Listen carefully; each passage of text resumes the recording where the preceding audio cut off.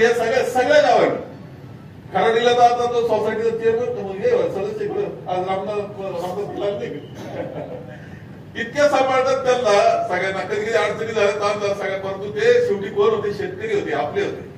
त्यांना सांभाळायचं काम आपण केलं. असं उदाहरण दुसरं दिसत नाही. आता काही मात्र जलदूत व्हायला निघालेत. काहीच केलं नाही त्या जलदूत. अरे मुलांच्या नोकऱ्याची तर अशी अवस्था की आम्ही ठरवलं होतं की प्रत्येक कारखान्यांना 15-15 मुलं घ्यायची. प्रत्येक कारखान्याला 15-15 मुलं घ्यायची. आपण 30 घेतले. अगस्ती कारखान्याने घेतले.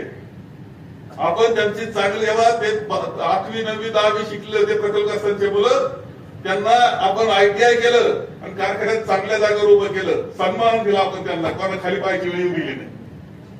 काही लोकांनी ज्या दिवशी पाठवले त्या दिवशीच त्यांना धुवायला लावलं, फारशा पुसायला लावल्या.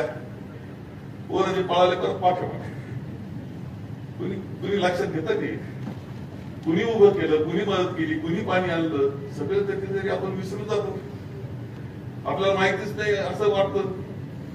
जेव्हा हा इतिहास संघर्षाचा इतिहास आहे, कष्टाचा इतिहास आहे. खूप मेहनतीतून हे सगळं घडवलेलं आहे. हे टिकवायचं असं तर इतिहासही लक्षात ठेवावा लागेल. लक्षात ठेवा. तिथे काही लोक असे टपलेले की हे कसं बिघडवता येईल, कसं मोडता येईल याच्याकरता टपलेले लोक. मी इथं भोजापूरच्या चारीचं उदाहरण देतो.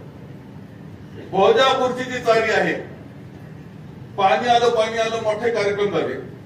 एवढे मोठे कार्यक्रम बस हे भाषण काय भाषण, जोरदार भाषण. आपोआप आले का रे 5-7 महिन्यामध्ये भोजापूरचीच पाणी आलं का ते. 78ला रोजगार हमी चेअरमन ज्यावेळेस आमदार झाले त्यावेळेस काम केलं. नंतर आपण कारखान्याच्या माध्यमातून आपण सरकारला म्हटलं की आम्हाला निधी द्या. सरकार म्हटलं 2 कारखान्यांचं कार्यक्षेत्र आहे, त्यावेळेस कॉमन झोन होता. प्रवरेचं तुमचं, संगमेरचं तुम्ही दोघांनी मिळून खर्च करा. त्यांनी तर पाहिलं सुद्धा नाही ढोकून. खासदार होते ते. आपण त्यावेळेस 80 लाख रुपये खर्च केले आणि ती खोलून काढली सगळी चाली. नंतर मी मंत्री झालो जलसंधारणचा. मी त्याच्यावर पैसे टाकले, तिथं आणखी व्यवस्थित केलं. पुन्हा एकदा शंकरराव गडाख हे मंत्री झाले जलसंधारण, त्यांचे पैसे आणले, ती चाली पूर्ण करून टाकली. प्रश्न फक्त पाऊस पुन्हा चांगला भरपूर होण्यात होता.